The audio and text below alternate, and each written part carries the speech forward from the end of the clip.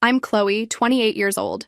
My brother Blake just took a crowbar to my brand new $50,000 Audi Q5.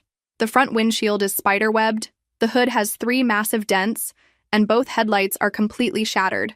I stood there watching him destroy 2 years of saving, sacrifice, and 60-hour work weeks.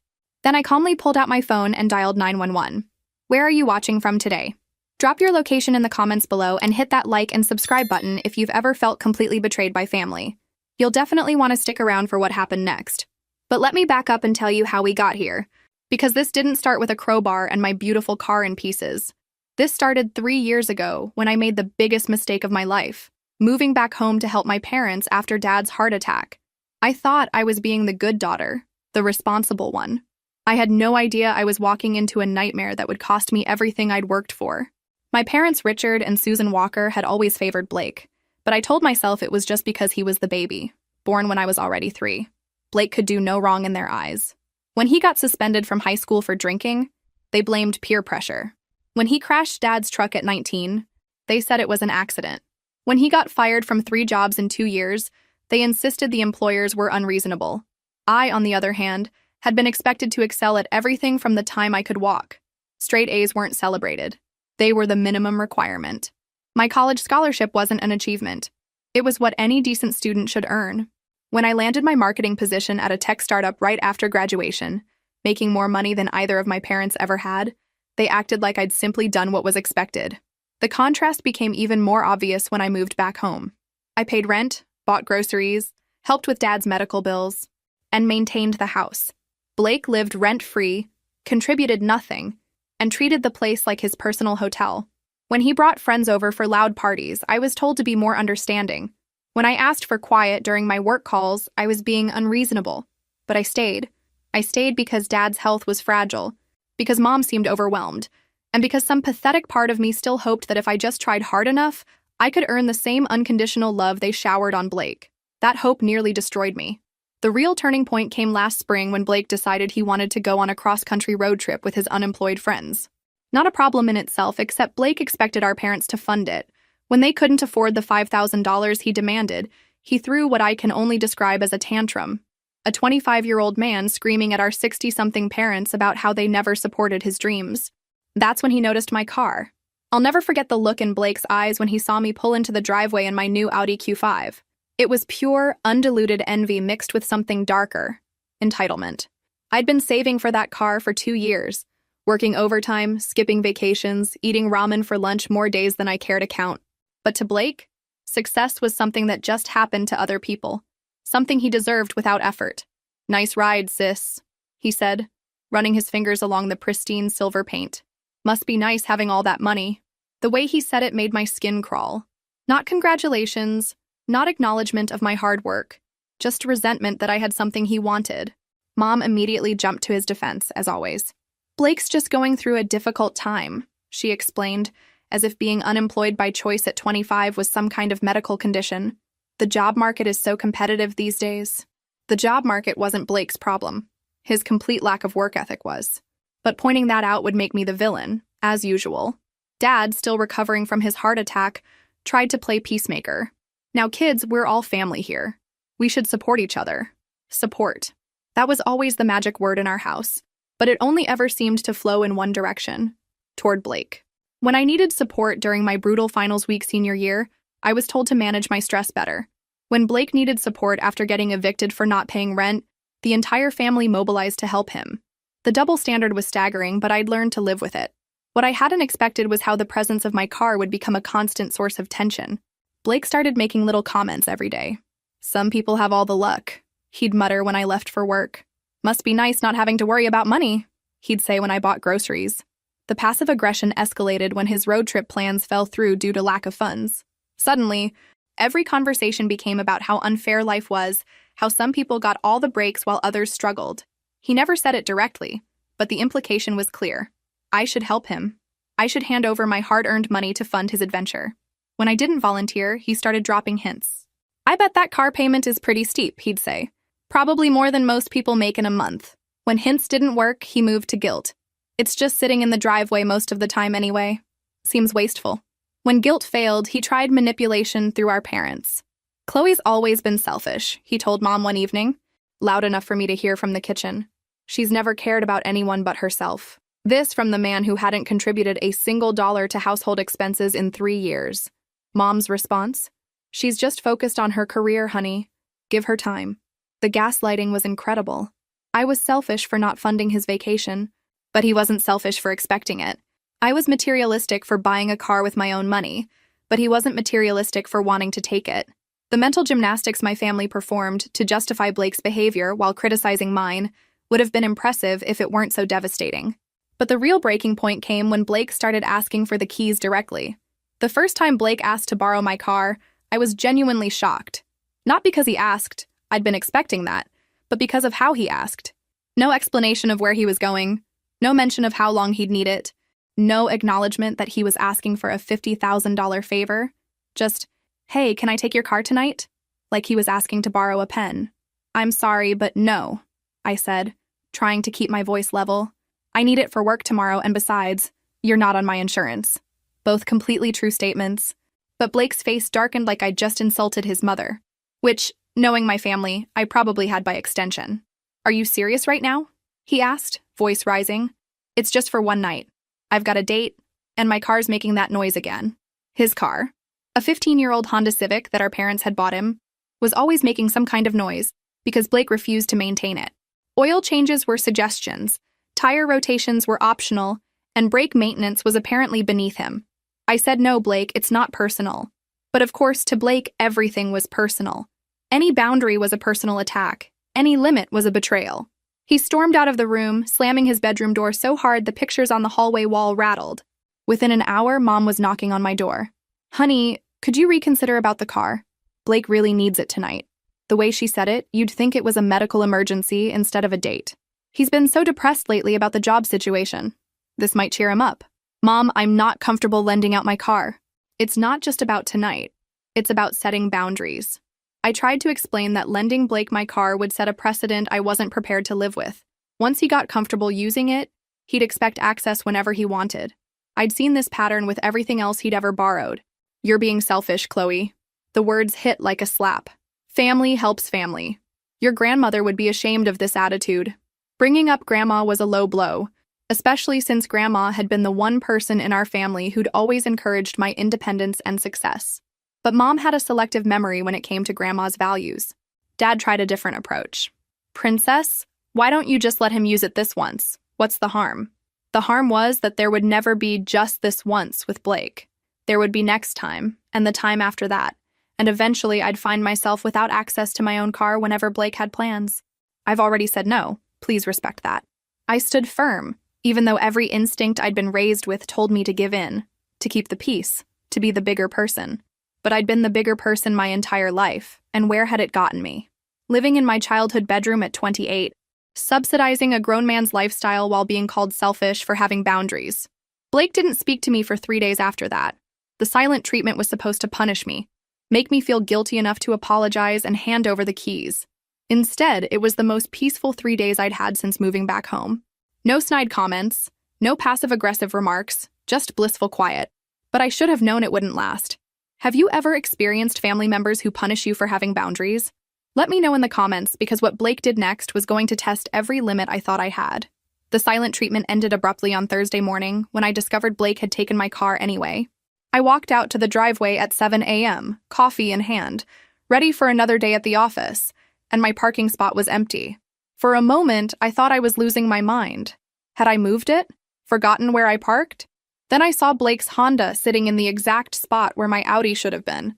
My hands were shaking as I pulled out my phone and called him. Straight to voicemail. I tried again. Voicemail. On the third attempt, he finally picked up. What's up, sis? His voice was casual, cheerful even, like he hadn't just committed what was essentially theft. Where is my car, Blake? I kept my voice steady, but inside I was screaming. Oh, I borrowed it. Mine wouldn't start this morning, and I had an important meeting. An important meeting. Blake, who'd been unemployed for 6 months, suddenly had important meetings that justified taking my car without permission. You took my car without asking. That's stealing. The words felt strange coming out of my mouth. Was I really accusing my own brother of stealing? But what else would you call taking someone's property without consent? He laughed. Actually laughed. Relax, drama queen. It's not stealing when we're family. Besides, you can take my car if you need to go somewhere.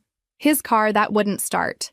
His car that had a broken air conditioner, bald tires, and a transmission that sounded like a dying animal. He was offering me his broken-down Honda as compensation for stealing my Audi.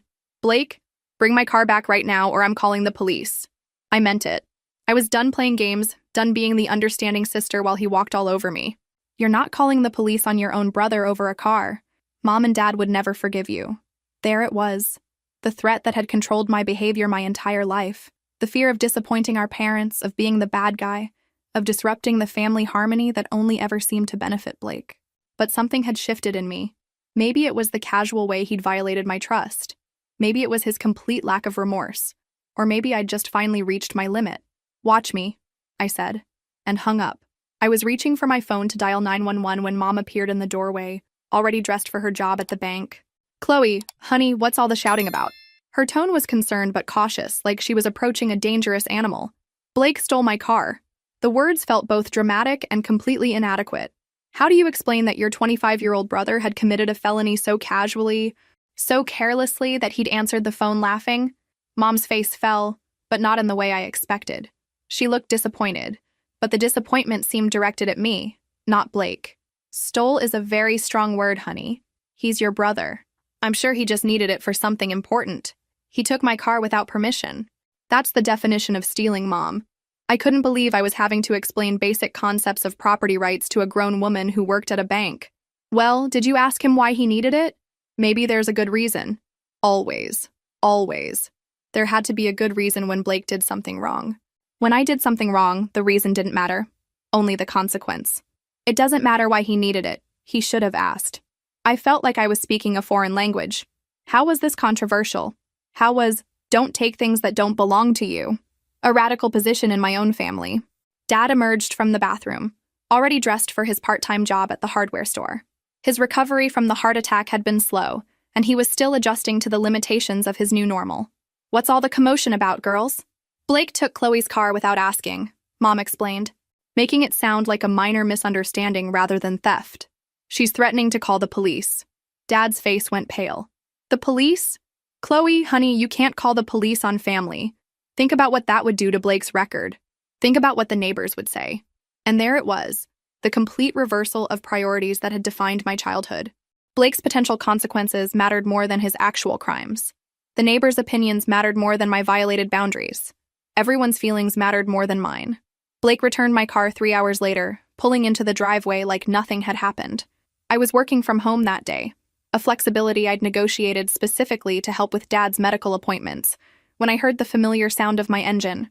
I watched from the living room window as he got out, tossed my keys onto the hood like they were trash, and walked toward the house.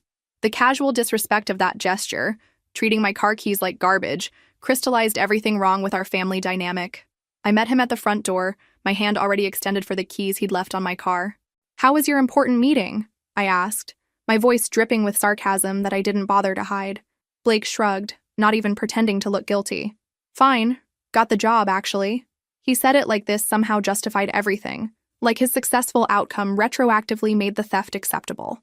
Good thing I had reliable transportation, or I might not have made it. The audacity was breathtaking. He was actually trying to make me feel like I should be grateful he'd stolen my car because it helped him get a job. You could have asked, Blake. You could have explained the situation. But instead, you just took what you wanted. And you would have said yes? He raised an eyebrow, already knowing the answer. I probably would have said no, and he was right to assume that. But that wasn't the point. That's not the point. The point is that it's my choice to make, not yours. I was struggling to keep my voice level, to maintain the composure that our family had always demanded from me while excusing Blake's tantrums. Whatever. It worked out fine. No harm, no foul. He started to walk past me, the conversation apparently over in his mind. But I wasn't done. "Blake, this can't happen again. I need your word that you won't take my car without permission."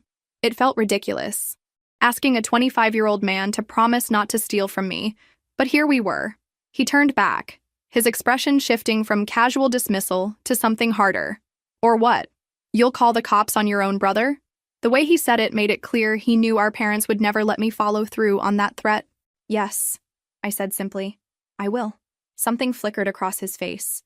Surprise, maybe, or the first hint that his little sister might not be the pushover he'd always assumed, but it was gone quickly, replaced by his usual smugness.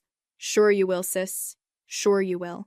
He disappeared into the house, leaving me standing on the porch with a sick feeling in my stomach.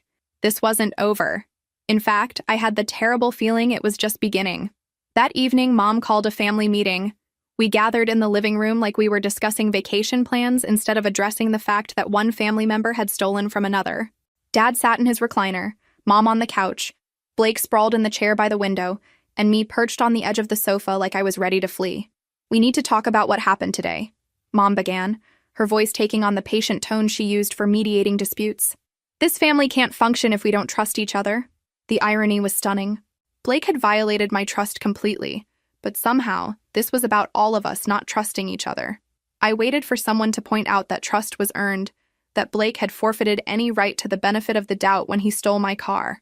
I waited in vain. Chloe, honey, I understand you're upset, Dad said, leaning forward slightly. But Blake apologized, and he got the job. Maybe we can see this as a learning experience and move forward. I looked around the room, waiting for someone to acknowledge that Blake hadn't actually apologized. He'd explained, justified, and dismissed, but he'd never once said he was sorry. But pointing this out would make me the difficult one, the one who couldn't let things go. I want Blake to promise he won't take my car again without asking, I said instead, focusing on the practical rather than the emotional. That's not unreasonable. Blake's new job, it turned out, was delivering food for an app-based service. Hardly the career opportunity that justified Grand Theft Auto, but our parents treated it like he'd been hired as CEO of a Fortune 500 company. Blake's really turning his life around, Mom said proudly. This job could lead to bigger things. Sure it could. Just like his previous 3 jobs could have led to bigger things. Before he got fired from each one for showing up late, calling in sick on busy days, or arguing with supervisors. But I was expected to smile and be supportive, to pretend this time was different. I'm happy Blake found work, I said carefully. But that doesn't change the fact that he took my car without permission. I need assurance it won't happen again. Blake rolled his eyes. Fine. I promise I won't take your precious car without asking. Happy now? The word precious was loaded with contempt, but at least I had his promise. I should have known it wasn't worth the breath he'd used to make it. Blake kept his promise for exactly 2 weeks. On a Friday night in late August, I came home from dinner with friends to find my car gone again. This time, Blake hadn't even bothered with the pretense of an emergency or important meeting. When I called him, he was at a bar across town with his unemployed friends, my car keys in his pocket like he owned them. I'll bring it back tomorrow, he said over the sound of loud music and laughter. Don't wait up. The casual dismissal in his voice told me everything I needed to know. He'd tested the boundaries, found them flexible, and now considered my car community property. Blake, you promised me 2 weeks ago that this wouldn't happen again. I was pacing the living room, my parents watching from the kitchen with expressions of weary resignation. And I've been good about it, haven't I? This is just one time. One time after 2 weeks somehow counted as keeping his promise in Blake's mind. The logic was so twisted I didn't know where to begin untangling it. Bring my car back right now, or I'm calling the police. I'd made this threat before, but this time felt different. I was tired of being the reasonable one, tired of being understanding, tired of enabling Blake's behavior by refusing to enforce consequences. You're not calling the cops over this, Chloe. Stop being dramatic. The line went dead, leaving me staring at my phone in disbelief. He'd hung up on me. After stealing my car, he'd hung up on me. That's when I noticed Mom and Dad weren't looking surprised or outraged by Blake's behavior. They were looking uncomfortable, like they'd been expecting this conversation and dreading it. You knew he was going to take it again, I said, the realization hitting me like a physical blow. Honey, he mentioned he might need to borrow it tonight, Mom said carefully. I thought you two had worked it out. He mentioned it to you, but not to me. The betrayal was complete now. Not only had Blake stolen my car again, but he'd gotten permission from our parents first. Permission they had no right to give. We thought you wouldn't mind, Dad said weakly. It's just for one night, and he's been doing so well with his new job. It's my car. The words exploded out of me louder than I'd intended. You can't give permission for someone to use my property. That's not how ownership works. The look that passed between my parents told me everything. They didn't see it as my car. In their minds, I was still the child living in their house, and everything I owned was subject to family needs. Blake's wants trumped my rights, as always. That's when I made the decision that would change everything. I walked to my room, grabbed my phone, and dialed 911. This time, I wasn't bluffing. 911, what's your emergency? I need to report a stolen vehicle. My voice was steady, calmer than I felt. Behind me, I could hear Mom gasp and Dad start to protest, but I kept talking. My brother took my car without permission. I have the license plate number and I know where he is. The next few minutes passed in a blur of questions from the dispatcher and increasingly frantic protests from my parents. Yes, I was sure I wanted to press charges. Yes, I understood this was my brother. Yes, I was certain the car had been taken without permission. By the time I hung up, Mom was crying and Dad looked like he was about to have another heart attack. "Chloe, what have you done?" Mom whispered. "What have you done to our family?" What had I done? I'd finally stopped being a doormat. I'd finally enforced a boundary. I'd finally treated Blake like the adult he was supposed to be instead of the spoiled child everyone else insisted on enabling. But as I sat in my room waiting for the police to call back, I couldn't shake the feeling that this was only the beginning. Because what I discovered the next morning would make Blake stealing my car look like a minor inconvenience. When the police finally located Blake and impounded my car, they found something that changed everything. Hidden in my trunk. Something that proved Blake hadn't just been borrowing my car for transportation. He'd been using it for something far worse. Something that could have destroyed my life along with his. But that's a story for tomorrow, because what the police found was just the tip of the iceberg. The police called me at 6 a.m. Saturday morning. "Miss Walker, we need you to come down to the impound lot. There's been a development with your vehicle." The officer's voice was professional but strained, like he was delivering news he didn't want to share. I threw on clothes and drove Dad's truck to the lot, my mind racing through possibilities. Had Blake damaged my car? Crashed it? Nothing could have prepared me for what Officer Martinez showed me when I arrived. "We found these in your trunk during the standard search," he said, gesturing to a table covered with evidence bags. Inside the clear plastic were small baggies of white powder, a digital scale, and what looked like several $1,000s in cash. "Do you have any knowledge of these items?" My legs nearly gave out. Blake hadn't just been borrowing my car for rides to the bar or job interviews. He'd been using it to deal drugs, storing his inventory in my trunk like his personal warehouse. "No," I whispered, staring at the evidence that could have sent me to prison. "I had no idea."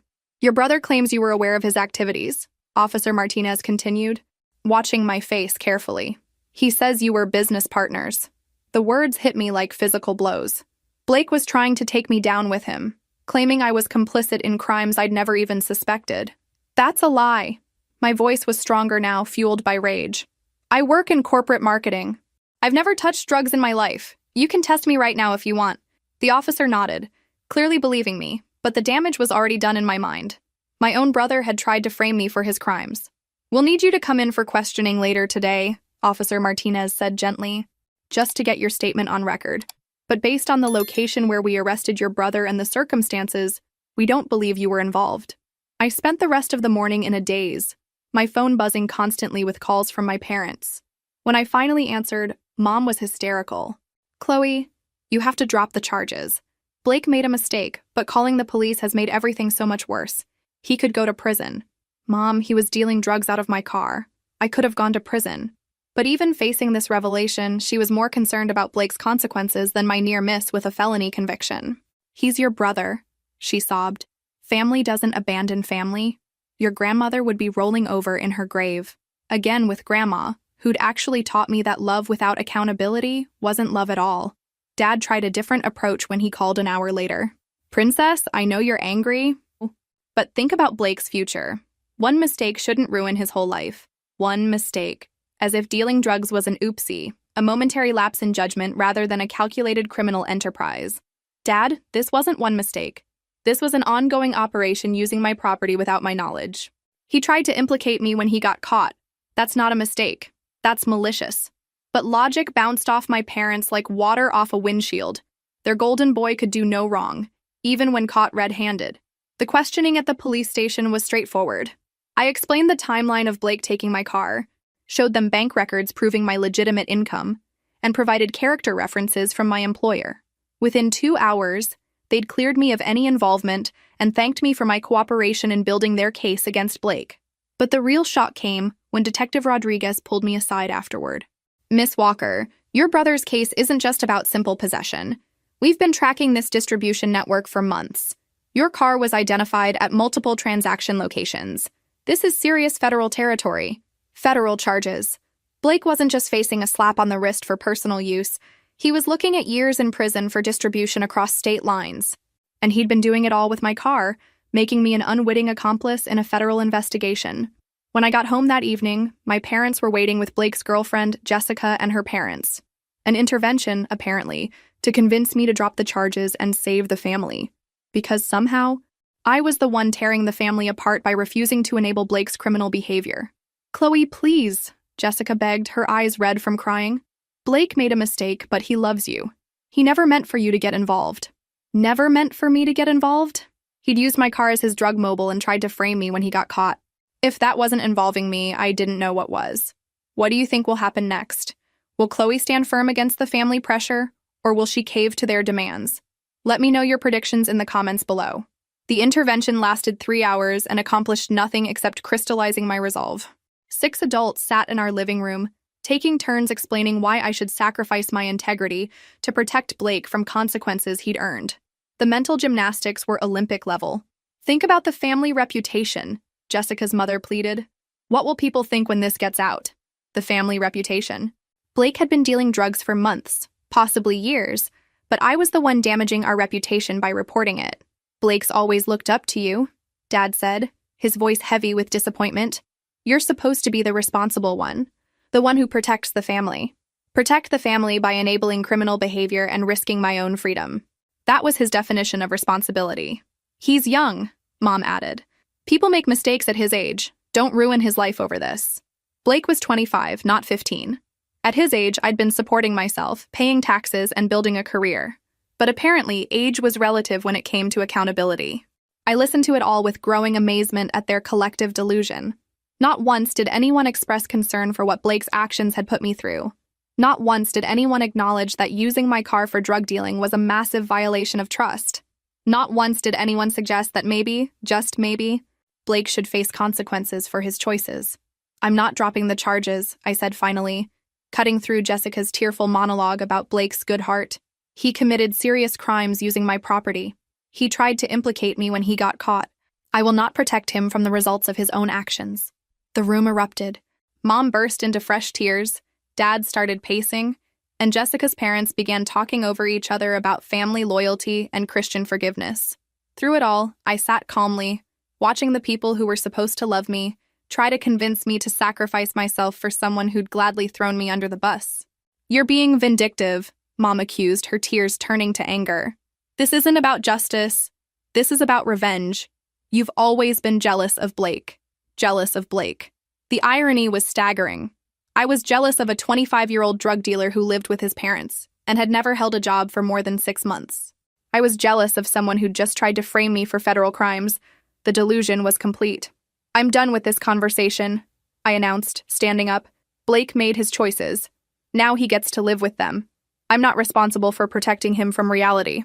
I went to my room and started packing. If my family wanted to choose Blake over basic human decency, they could have him. I was done being the family scapegoat. Done being the responsible one who cleaned up everyone else's messes, done sacrificing my well-being for people who'd abandoned me the moment it became convenient. Within an hour, I'd packed everything that mattered into my car, the car that had been returned to me after the police finished processing it as evidence. The irony wasn't lost on me that Blake's criminal activities had finally freed me from the trap of family obligation. Mom knocked on my door as I was loading the last box. "Honey, where are you going? You can't just leave." I could hear the panic in her voice. Without me, who would pay the extra bills? Who would handle Dad's medical appointments? Who would be the responsible one while Blake worked through his difficult time in federal prison? "I'm going to live my own life," I told her. Not unkindly, but with finality. "You've made it clear that Blake's wants matter more than my rights. I'm not willing to live that way anymore." "But we're family," she protested, the magic word that had controlled my behavior for 28 years. "Family doesn't abandon family." "You're right," I agreed. Family doesn't abandon family, but they also don't enable criminal behavior. And they don't ask innocent members to take the fall for guilty ones. When you're ready to be actual family instead of Blake's enablers, you know where to find me. I hugged Dad goodbye. He looked shell-shocked by the evening's events, and drove away from the house that had never really felt like home. In my rearview mirror, I could see Mom standing in the doorway, probably wondering how her plan to guilt me into compliance had backfired so spectacularly. I spent that night in a hotel downtown, finally allowing myself to process what had happened. Blake wasn't just irresponsible or immature. He was a criminal who'd been willing to destroy my life to save his own. My parents weren't just playing favorites. They were actively asking me to sacrifice my freedom and future for someone who saw me as expendable. The next morning brought a flurry of texts and missed calls from various family members. Blake's grandmother, his childhood friends, even his ex-girlfriend from high school. Everyone had apparently been recruited to convince me to do the right thing. The desperation was palpable, and it told me everything I needed to know about how serious Blake's legal situation really was. The most revealing message came from my cousin Sarah, Blake's age and his longtime defender. "Chloe, I can't believe you're doing this to Blake. He always said you were jealous of him, but I never thought you'd go this far. You're destroying him out of spite. Jealous." There was that word again. According to my family, my refusal to enable Blake's criminal behavior stemmed from jealousy rather than basic self-preservation. The narrative they'd constructed was remarkable in its complete disconnection from reality. I forwarded Sarah's message to Detective Rodriguez, along with several others that seemed designed to pressure me into dropping charges. "Miss Walker?" He called me back within an hour. "Are you being harassed about your testimony?" "Harassed might be too strong a word," I said carefully. "But there's definitely pressure from family members to drop the charges. I didn't want to create more legal problems for people who were, in their twisted way, trying to protect someone they loved. We see this a lot in family cases," Detective Rodriguez said gently. "People often feel more loyalty to the perpetrator than the victim. Don't let them make you feel guilty for doing the right thing." The victim. It hit me that I was the victim in this situation, not Blake. I was the one whose property had been used for crimes. I was the one who'd been placed at risk of federal prosecution. I was the one whose trust had been shattered. But somehow, my family had made Blake the victim and me the villain. That afternoon, I got a call from an unknown number. "Chloe, it's Blake." His voice was smaller than I'd ever heard it. None of the usual swagger or entitlement. "Can we talk?" "I don't think that's a good idea, Blake. You should probably go through your lawyer." I wasn't trying to be cruel, but I also wasn't naive enough to think this was a genuine attempt at reconciliation. "Please, just 5 minutes. I need to explain." The desperation in his voice almost made me feel sorry for him. Almost. Then I remembered the drugs in my trunk and his attempt to implicate me, and the sympathy evaporated. "Explain what? That you used my car to deal drugs? That you tried to frame me when you got caught? That you put my entire future at risk for your illegal activities?" Each question landed like a physical blow, judging by his sharp intake of breath. "I never meant for you to get in trouble," he said weakly. "I panicked when they arrested me. I wasn't thinking clearly." "You weren't thinking clearly for months while you used my car as your mobile drug lab." Blake. This wasn't a moment of panic. This was a pattern of behavior. I was surprised by how calm I sounded, how little emotion I felt towards someone who'd once meant the world to me. "I know I messed up. I know I hurt you. But please, Chloe, I'm begging you. Drop the charges. I'll go to rehab. I'll get counseling. I'll do whatever you want. Just don't let them send me to prison." The plea might have worked 6 months ago, back when I still believed that love meant protecting people from consequences. But I'd learned something important in the last few days. Real love sometimes means letting people face the results of their choices. "Blake, I hope you get the help you need. I really do. But I'm not dropping the charges. What you did was serious, and pretending it wasn't won't help anyone." I hung up before he could respond, my hands shaking slightly from the conversation. Within minutes, my phone was ringing again. Mom, Dad, Jessica's parents, the whole cavalry mobilized because Blake's personal appeal had failed. I turned off my phone and went for a walk, needing air and space to think. That's when I realized I wasn't just walking away from Blake's criminal activities. I was walking away from 28 years of being the family's designated problem solver, the one who sacrificed her own needs for everyone else's comfort. And for the first time in my adult life, that felt like freedom. 3 weeks later, I was settling into my new apartment across town when Detective Rodriguez called with news that changed everything. "Miss Walker, we need to meet. There's been a significant development in your brother's case." I met him at a coffee shop downtown, away from prying eyes and family drama. The detective looked grim as he slid a folder across the table. "We've been investigating your brother's drug operation more thoroughly. What we found is going to shock you." Inside the folder were bank records, transaction logs, and surveillance photos spanning the last 2 years. Blake's drug dealing wasn't the small-time operation I'd imagined. It was a sophisticated network moving serious quantities of narcotics across 3 states. And the financial records showed something that made my stomach drop. Your brother has been using your identity, Detective Rodriguez said quietly. Credit cards, bank accounts, even rental agreements, all in your name, all tied to his criminal activities. The words hit me like a physical blow. While I'd been working 60-hour weeks to save for my car, Blake had been systematically stealing my identity to fund his drug empire. Credit cards I'd never applied for, bank accounts I'd never opened, loans I'd never signed, all bearing my name and social security number.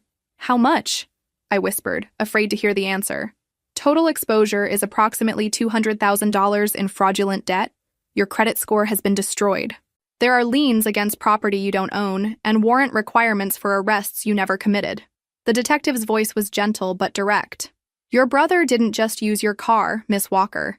He's been using your entire identity for criminal activities. I stared at the documents, trying to process the magnitude of Blake's betrayal. He hadn't just violated my trust. He'd stolen my entire financial future. Every late payment, every missed loan payment, every criminal transaction had been reported under my name and social security number. The good news, Detective Rodriguez continued, is that we can prove identity theft with these records. The bad news is that clearing your name is going to take years and cost thousands in legal fees. Years, thousands of dollars. All because my brother had decided my identity was his personal piggy bank for funding drug deals. I thought about all the times my family had called me selfish for setting boundaries, all the guilt trips about not supporting Blake enough. If they only knew how much I'd been supporting him without even realizing it. There's more, the detective said, pulling out another set of documents. We found communications between your brother and his dealers discussing you specifically. They knew about your work schedule, your routines, your legitimate income. Blake had been feeding them information about your life to make the identity theft more convincing. The betrayal was so complete, so calculated, that I felt physically sick. Blake hadn't just stumbled into using my identity. He'd systematically studied my life to better exploit it. Every family dinner where I'd mentioned work projects, every casual conversation about my schedule, every detail I'd shared as a loving sister had been weapons he'd used against me. Why are you telling me this now? I asked, though I suspected I already knew the answer. Because Blake's lawyer is claiming his sister was the mastermind behind the operation. He's saying you recruited him to use his car while you handled the financial side. Detective Rodriguez watched my face carefully. With the identity theft evidence, we know that's impossible. But we wanted you to know what he's claiming before you hear it from his legal team. Blake was trying to frame me again, but this time the evidence was overwhelmingly in my favor. Every fraudulent account, every stolen transaction, every criminal communication proved that I was the victim, not the perpetrator. But the fact that he'd even attempt such a massive lie showed how completely he'd written me off as expendable.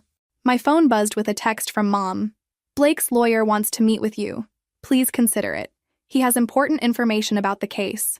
Important information, probably about Blake's latest attempt to scapegoat me for his own crimes. I assume his family doesn't know about the identity theft yet? Detective Rodriguez said, noting my phone. You might want to prepare for their reaction when this becomes public. I laughed, a sound completely devoid of humor.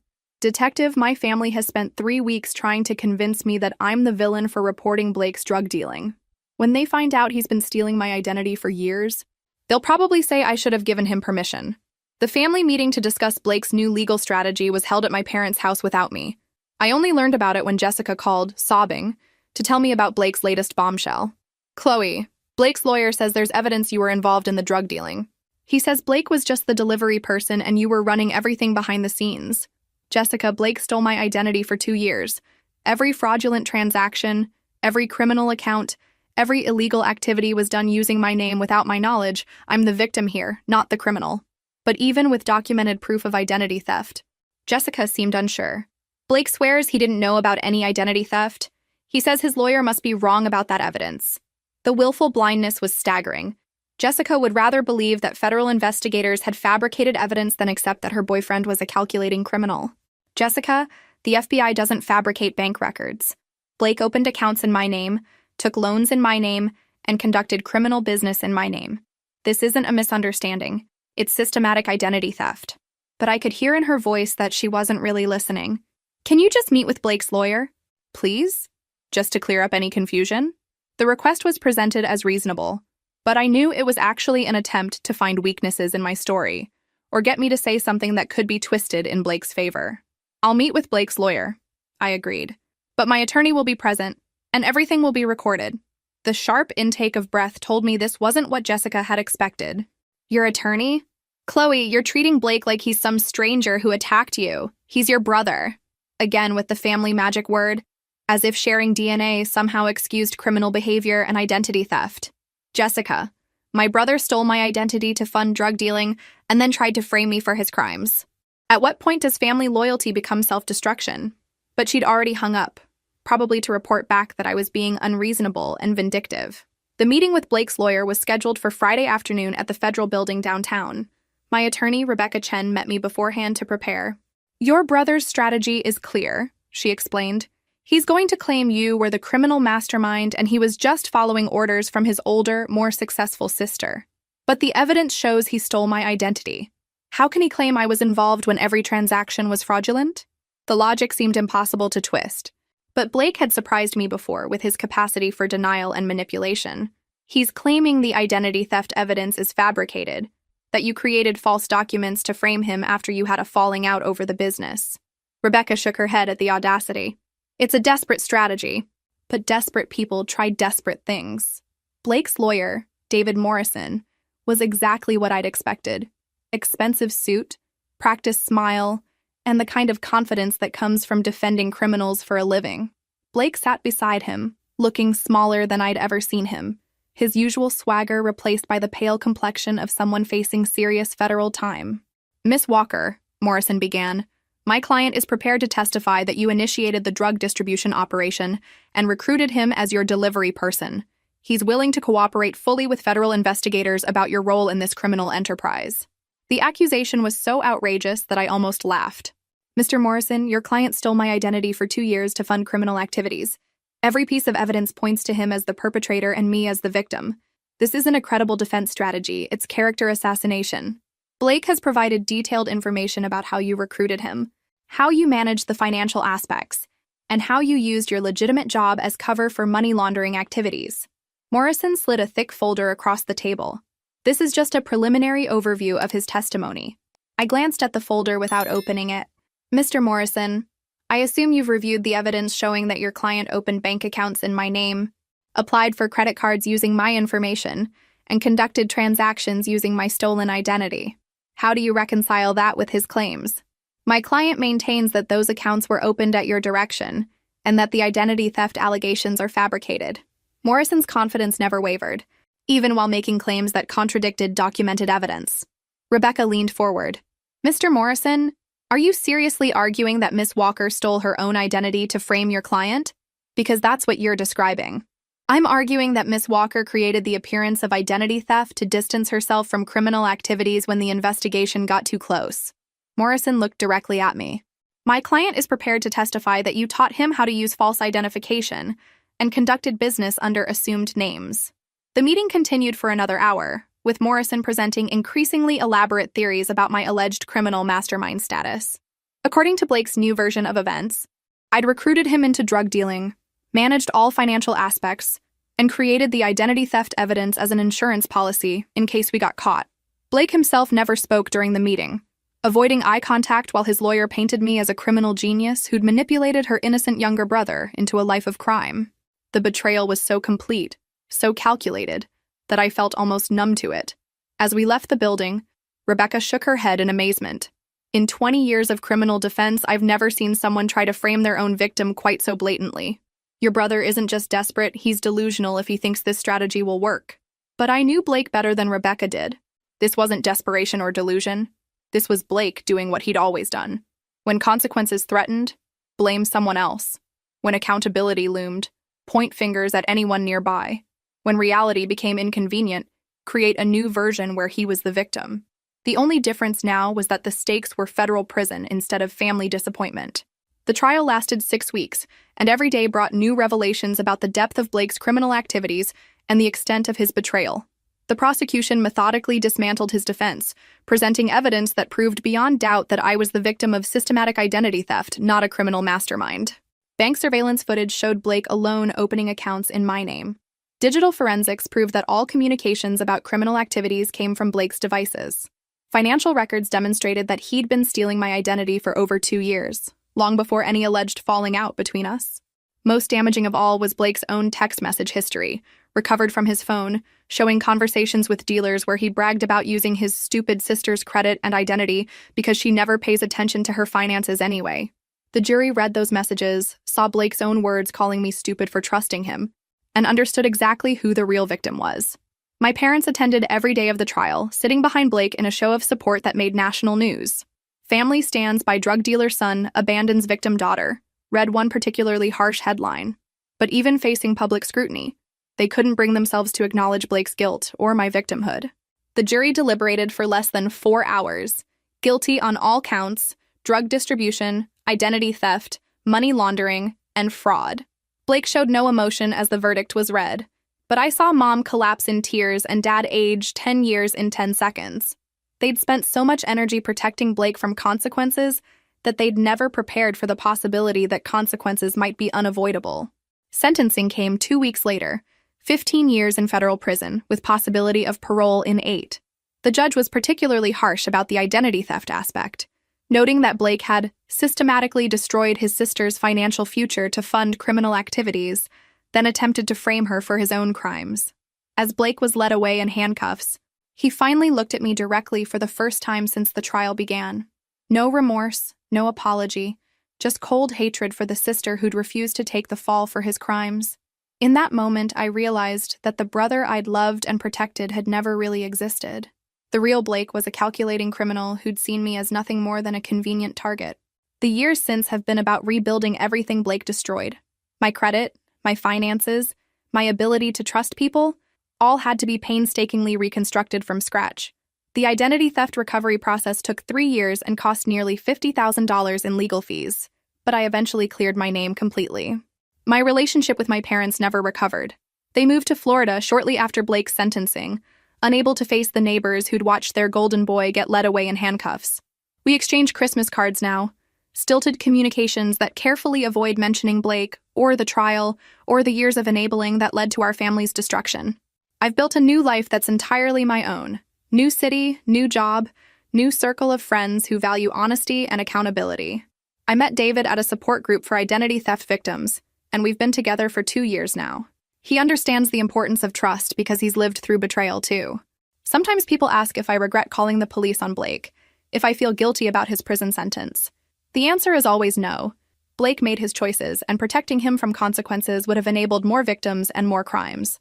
Sometimes the most loving thing you can do is refuse to participate in someone's destruction of themselves and others. Blake will be eligible for parole next year. I won't be writing any letters of support or attending any hearings. That chapter of my life ended the day I chose my own well-being over family dysfunction. I learned that real family doesn't ask you to sacrifice yourself for their comfort, and real love doesn't require you to enable destructive behavior. My story isn't unique. Millions of people struggle with toxic family dynamics and the pressure to prioritize loyalty over safety. But I want everyone facing similar situations to know that you don't have to set yourself on fire to keep others warm. You don't have to sacrifice your integrity to maintain relationships that require you to abandon your principles.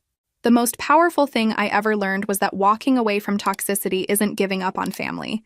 It's finally choosing yourself. And sometimes, choosing yourself is the bravest thing you can do. If this story resonated with you, make sure to like and subscribe for more stories about overcoming family betrayal and building the life you deserve. Your support helps me continue sharing these difficult but important experiences, and remember, you're stronger than you know, and you deserve better than settling for people who see you as expendable. Thank you for listening to my story, and remember that healing is possible, boundaries are healthy, and choosing yourself isn't selfish, it's survival.